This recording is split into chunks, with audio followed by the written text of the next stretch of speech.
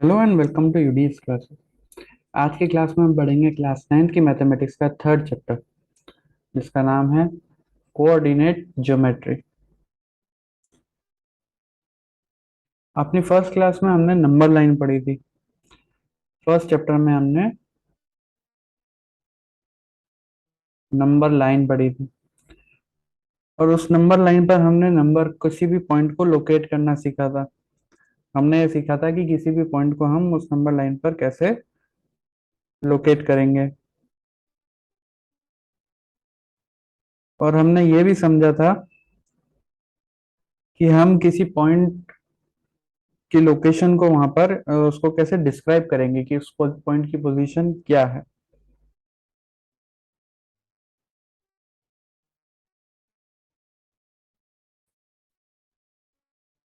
लेकिन real life में problems इतनी सिंपल नहीं होती हैं। रियल लाइफ में कुछ ऐसी सिचुएशंस भी होती हैं जिसमें हमें सिर्फ एक नंबर लाइन काफी नहीं होगी उसको उसकी किसी पॉइंट की पोजीशन को मार्क करने के।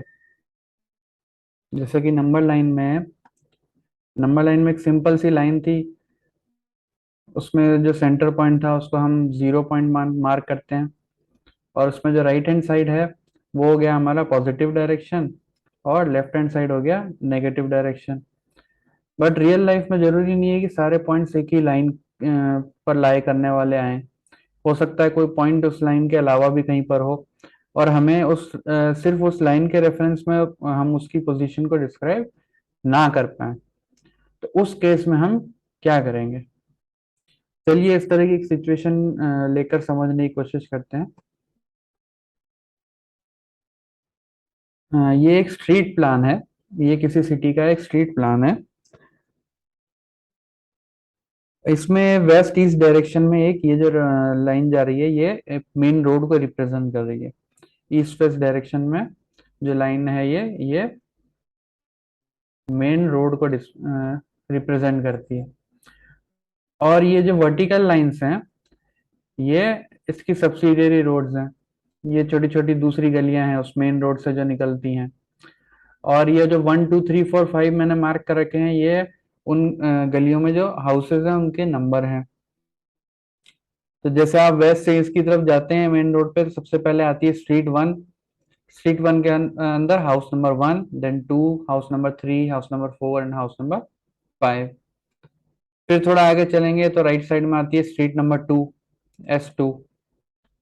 और इसके अंदर सबसे पहले आता है house number 1, then 2, then 3, then 4, then 5। इसी तरह से स्ट्रीट नंबर 3, 4, 5, 6, 7 एंड 8। इस तरह से 8 स्ट्रीट्स और हैं छोटी छोटी इसमें। अब हमें किसी के घर तक पहुंचना है। हमें किसी के घर तक पहुंचना है। हम मान लीजिए यहाँ पर खड़े हैं। हम यहाँ पर खड़े हैं और हम इस डायरेक्शन में चल रहे हैं, और हमने किसी से पूछा। मान लीजिए हमने कोई पर्सन है ए, हमने उससे पूछा कि भाई अब मुझे तुम्हारे घर आना है, तो मुझे जरा रास्ता बताओ अपने घर का। तो ए ने कहा कि आप इस मेन रोड पे आइए, और 3rd नंबर स्ट्रीट में मेरा घर है। मेन रोड पे 3rd नंबर स्ट्रीट में मेरा घर है। तो मैं मेन रोड पे वॉक करना शुरू करूंगा इस डायरेक्शन में। जैसे ही वॉक करते हुए आगे बढ़ूंगा मैं देखूंगा सबसे पहले यहाँ पर आ रही है स्ट्रीट नंबर 1। लेकिन ए ने तो मुझे कहा है कि मेरा घर स्ट्रीट नंबर 3 पर है, तो मुझे इस गली में नहीं जाना है, मुझे आगे बढ़ना है। फिर मैं आगे बढ़ूंगा, और फिर मैं देखता हूँ कि यहाँ पर स्ट्रीट नंबर 2 आ रही है, और मुझे इसमें भी नहीं जाना, तो मैं और आगे बढ़ूंगा। अब मुझे स्ट्रीट नंबर 3 नजर आ रही है। अब मुझे स्ट्रीट नंबर 3 नजर आ रही है, और ए ने मुझे बोला था कि उसका घर स्ट्रीट नंबर 3 में है। तो मैं स्ट्रीट नंबर 3 में एंटर हो जाऊंगा। लेकिन स्ट्रीट नंबर 3 के अंदर तो 5 हाउसेज हैं। House number 1 2 3 4 and 5। अब इन 5 हाउसेज में से ए का हाउस कौन सा है? इन 5 हाउसेज में से ए का हाउस कौन सा है, ये तो मुझे नहीं पता। अगर मुझे जानना है कि ए का हाउस कौन सा है तो ए को मुझे एक और जानकारी देनी पड़ेगी। एक जानकारी तो उसने मुझे ये दी कि उसका हाउस स्ट्रीट नंबर 3 पर है। अब उसे मुझे एक और जानकारी देनी पड़ेगी, क्या? कि स्ट्रीट नंबर 3 पर हाउस नंबर क्या है, स्ट्रीट नंबर 3 पर कौन सा नंबर हाउस है। अगर मुझे ये पता चल जाए कि स्ट्रीट नंबर 3 पर कौन सा नंबर हाउस ए का है तो मैं एग्जैक्टली उसके घर पर पहुंच जाऊंगा। राइट।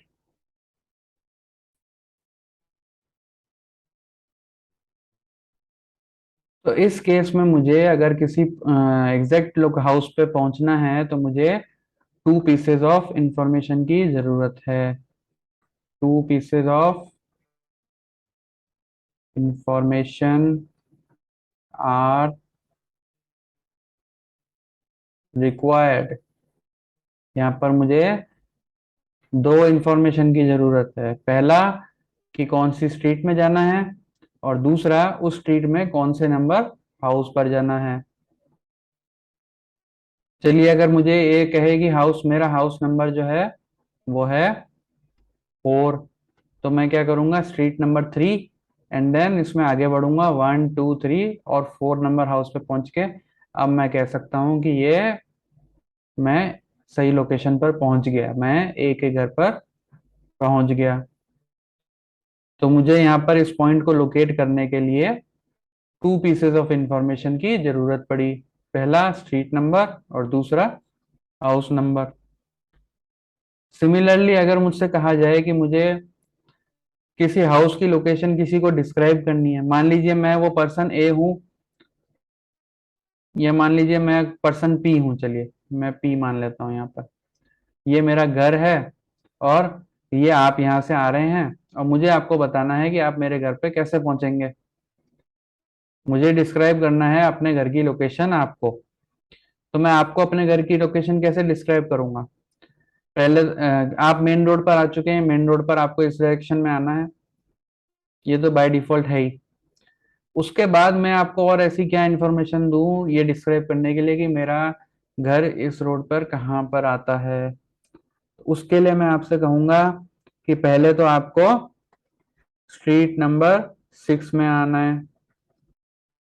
स्ट्रीट नंबर 6 में आना है, क्योंकि अगर स्ट्रीट नंबर 6 पर है, ये देखिए स्ट्रीट नंबर 6, तो पहले तो मैं आपसे कहूंगा कि आप स्ट्रीट नंबर 6 में आइए। अच्छा, स्ट्रीट नंबर 6 में तो आप आ गए।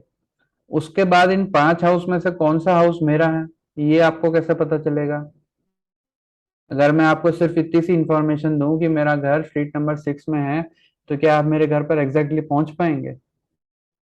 आप नहीं पहुंच पाएंगे। क्यों? क्योंकि आपको पता नहीं कि इन 5 हाउसेज में से मेरा हाउस कौन सा है। तो मैं आपको एक और इंफॉर्मेशन दूंगा, क्या? House number. मैं आपसे कहूंगा कि मेरा हाउस नंबर 3 है। तो जब मैं आपको ये दो इंफॉर्मेशन दूंगा तो इसका मतलब मैं आपको अपने घर की लोकेशन बहुत पूरे अच्छे तरीके से बता दूंगा, इस तरह से बता दूंगा कि आप डायरेक्टली मेरे घर पहुंच सकते हैं। तो इस केस में भी मुझे 2 पीसेज ऑफ इंफॉर्मेशन की जरूरत पड़ेगी, किसी पॉइंट को लोकेट करने में भी, किसी पॉइंट को लोकेट करने में भी, और दूसरा उसकी पोजीशन डिस्क्राइब करने में भी। पोजीशन डिस्क्राइब करने में भी, इन दोनों केसेस में मुझे 2 पीसेज ऑफ इंफॉर्मेशन की जरूरत पड़ेगी।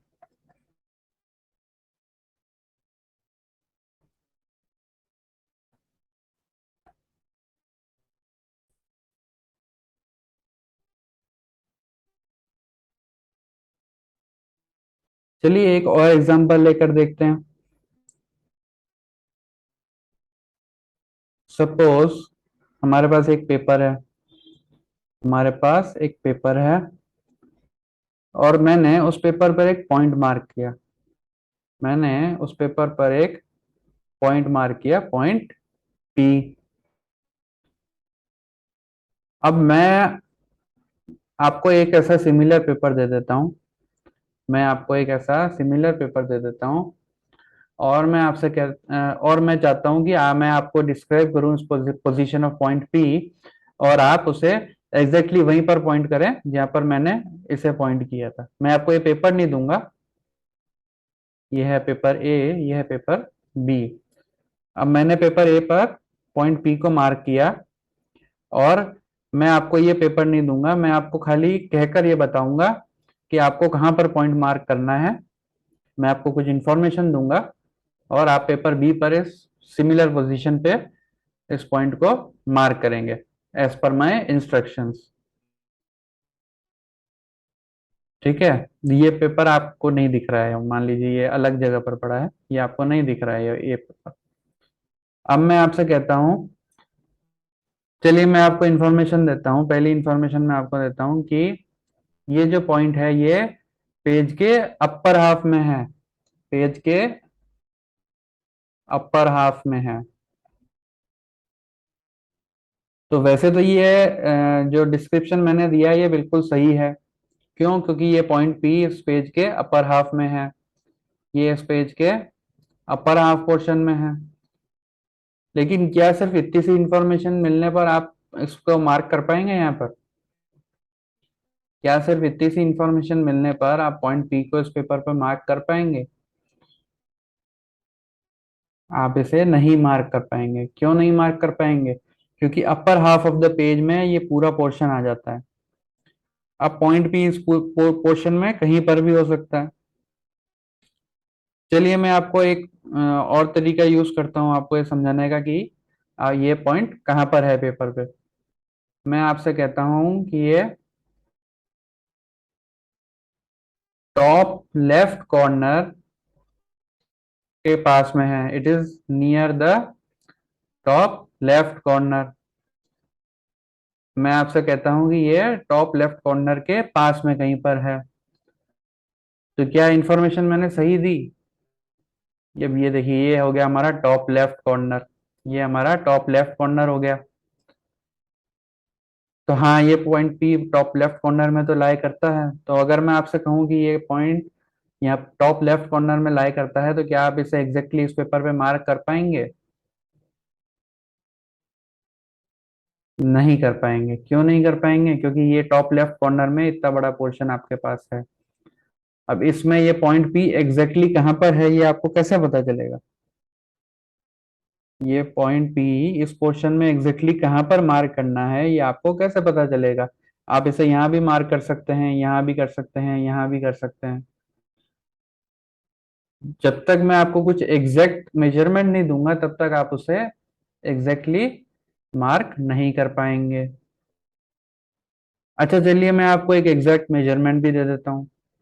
मैं आपसे कहता हूँ कि ये पॉइंट पी, ये जो लेफ्ट एज है पेपर का उससे 5 सेंटीमीटर की दूरी पर है। ये जो पॉइंट पी है वो left edge of the paper की 5 से 5 सेंटीमीटर की दूरी पर है। चलिए इस पेज को एक बार यहाँ पर वापस बना लेते हैं। तो अब मैंने आपको इन्फॉर्मेशन दी कि लेफ्ट एज जो पेपर का है उससे 5 सेंटीमीटर की दूरी पर है पॉइंट पी। अब जो लेफ्ट एज है वो तो यहाँ से शुरू होती है और यहाँ पर खत्म होती है। तो आप क्या करेंगे, इस लेफ्ट एज के पैरेलल 5 सेंटीमीटर की डिस्टेंस पर एक लाइन मार्क करेंगे।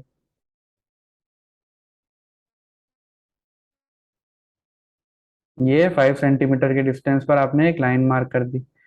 अब पॉइंट पी इस लाइन पर कहीं पर भी हो सकता है, क्योंकि इस लाइन का हर पॉइंट लेफ्ट एज से 5 सेंटीमीटर की दूरी पर है। तो अभी भी आपको कंफ्यूजन है कि इस लाइन के ऊपर कौन सा पॉइंट है जो एग्जैक्टली पॉइंट पी को रिप्रेजेंट करेगा। इस पॉइंट पर, इस लाइन पर ऐसा कौन सा पॉइंट है जो एग्जैक्टली पॉइंट पी को डिस्क्राइब करेगा? तो इस इंफॉर्मेशन के बेसिस पर भी आप पॉइंट पी को मार्क नहीं कर पा रहे हैं।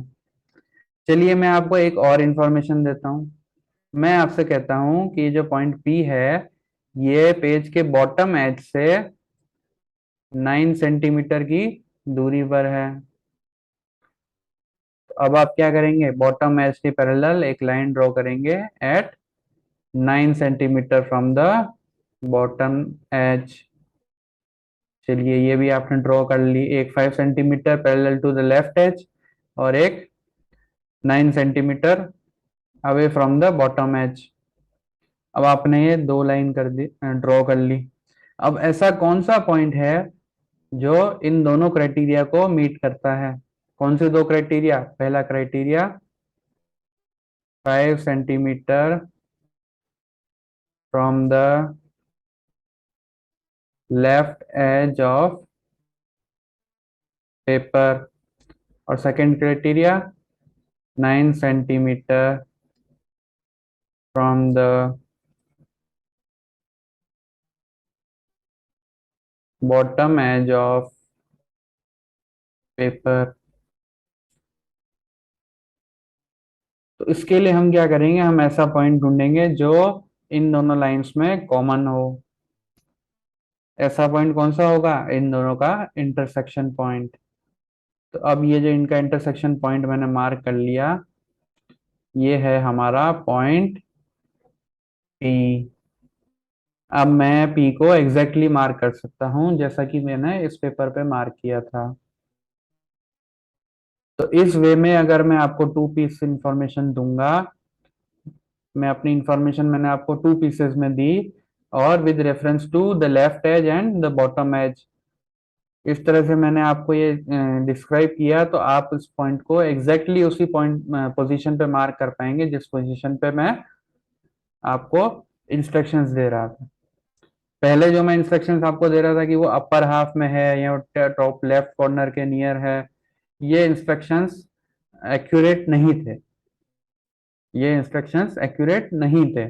पर जब मैंने आपको ये दो इंस्ट्रक्शंस दिए जिनमें मैंने आपको मेजरमेंट्स बताए, किसी रेफरेंस पॉइंट के से जो मेजरमेंट थे वो मैंने आपको बताया, तो आपने उस पॉइंट को एग्जैक्टली उसी जगह मार्क किया जिस जगह मैं चाहता था।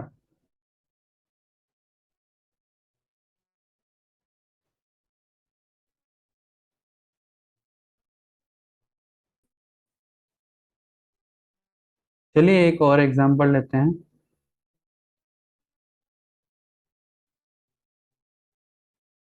Late us take the example of a classroom. हमें क्लासरूम के अंदर एक सीटिंग प्लान है, उसका एग्जांपल लेंगे। This is the example of seating plan.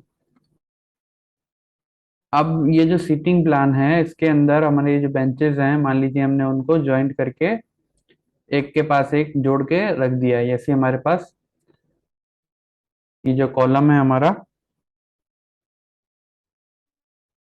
ये हमारे रोज,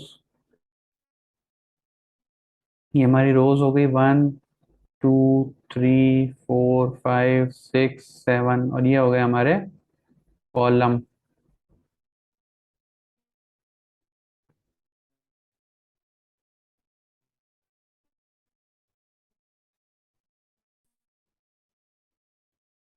अब इस सीटिंग प्लान में जो ये जो स्क्वायर्स हैं, ये हर स्क्वायर एक डेस्क को रिप्रेजेंट करता है जिस पर एक स्टूडेंट बैठता है। हर बॉक्स एक सीट को डिस्क्राइब करता है जिस पर एक स्टूडेंट बैठता है। हमने इन सभी डेस्क को एक साथ कंबाइन कर रखा है, एक के पास एक चिपका के रखा हुआ है, इस तरह से और इस तरह से दोनों तरफ से। ठीक है। अब मुझे आपको इस सिटिंग प्लान में किसी भी अगर स्टूडेंट की पोजीशन बतानी हो, फॉर एग्जांपल मुझे आपको बताना हो कि स्टूडेंट पी कहाँ बैठा है, स्टूडेंट पी कहाँ पर बैठा है, तो मैं आपसे कहूँगा स्टूडेंट पी जो है वो 5th रो में है, वो 5th रो में है। अगर मैं आपको सिर्फ इतना बताऊं कि स्टूडेंट पी 5th रो में बैठता है, तो आप क्या करेंगे? 1 2 3 4 5, 5th रो पे पहुंचेंगे। लेकिन 5th रो में तो 10 बेंचेस हैं, 5th रो में 10 बेंचेस हैं। अब स्टूडेंट पी एग्जैक्टली इसमें कहाँ पर बैठा है, ये आपको कैसे पता चलेगा? तो उसके लिए मैं आपको कहूंगा कि वो 5th रो में तो है और साथ ही 7th कॉलम में भी है। साथ ही सेवंथ कॉलम में भी है। तो ऐसी कौन सी डेस्क है जो फिफ्थ रो में भी है और सेवंथ कॉलम में भी है? ये है वो डेस्क जो फिफ्थ रो में भी है और सेवंथ कॉलम में भी है, तो पी यहाँ पर बैठता है। अब मुझे एग्जैक्टली पता चल गया कि पी इस पोजीशन पे बैठता है।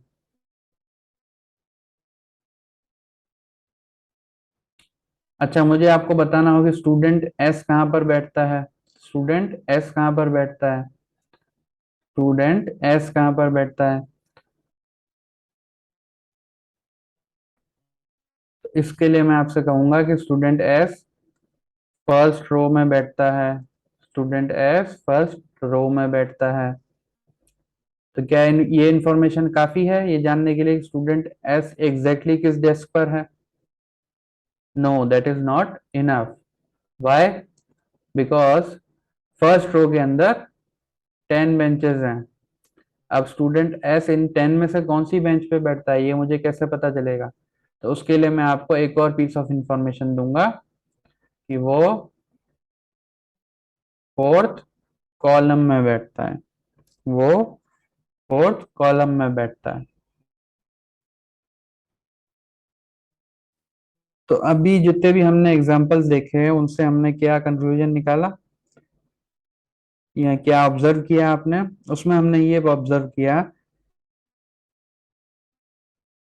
कि एक प्लेन के ऊपर कोई भी जो ऑब्जेक्ट है उसकी पोजीशन को यदि हमें रिप्रेजेंट करना है या डिस्क्राइब करना है तो उसके लिए हमें टू पीसेस ऑफ इंफॉर्मेशन की जरूरत पड़ेगी। उसके लिए हमें टू पीसेस ऑफ इंफॉर्मेशन की जरूरत पड़ेगी।